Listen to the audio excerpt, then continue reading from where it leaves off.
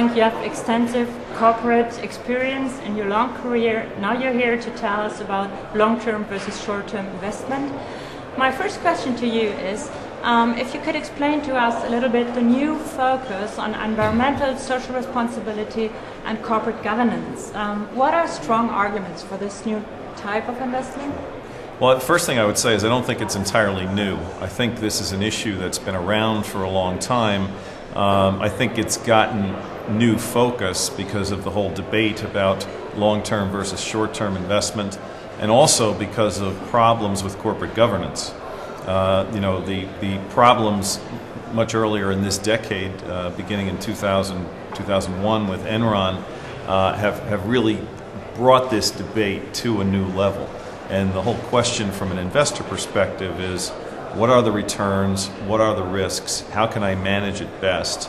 And I don't think we have any real good answers. And the other thing that we don't have is any proof that investing in socially responsible companies is a better answer and therefore longer term investing than the short-termism that exists today.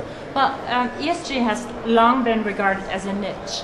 And is there, from the research you are working with, is there new evidence that this is about to change, or is there some surveys you could rely upon?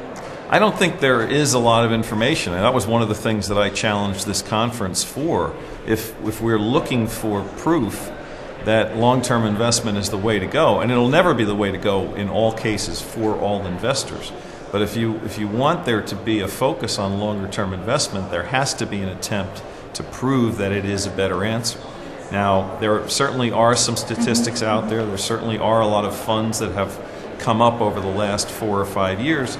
The other question there is that long enough of a track record to really be able to say anything about this? So I think we are very, very short of data in this area and very, very short of information. And that's certainly one of the areas of research that we're looking at INSEAD. Right. So if there is little evidence or not as much as you would like it to be, what is your advice to investors? What should they really look at? Well, I think investors, regardless of whether they are short-term focused or long-term focused, I think investors need to do more what I call due diligence before they make an investment. I think now there is a lot of market activity that is entirely based upon rumor, is entirely based upon somebody just has a feeling for this or that. And I think investors, whatever type they are, need to get a bit more active, need to understand better the companies they're investing in.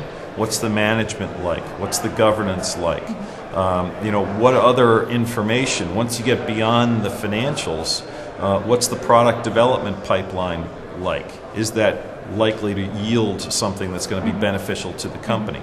What's the reputation? What is the employee morale like? All those kind of things. How transparent is the company? You mentioned the revolving door of the CEO. Well, could you comment on this one? Yeah, the revolving door of the CEO is a huge issue.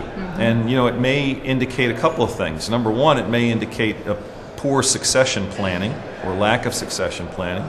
Number two, it may indicate a very short-term focus of the company and of the markets, and a CEO who's not performing in a quarter is gone. And that's also an issue. It happens more often, doesn't it? Yes, it does. It does. Well, the average tenure of CEOs is less than 5 years. Okay, so it's a big issue. Long term also applies to CEOs. Right. Well, that's my hope. Well, it should. And then we had the question quite recently with Lord Brown at BP, where 13 years, and the CEO of Singtel, who's a friend of mine, Lee Sen Yang, just stepped down after 12 years. He's only 46 years old. He's done a terrific job, but he said, we need a different perspective. So the answer is probably somewhere between 5 years and 12 years in terms of the ideal. Thank you so much. My pleasure. Thank you. Thank you.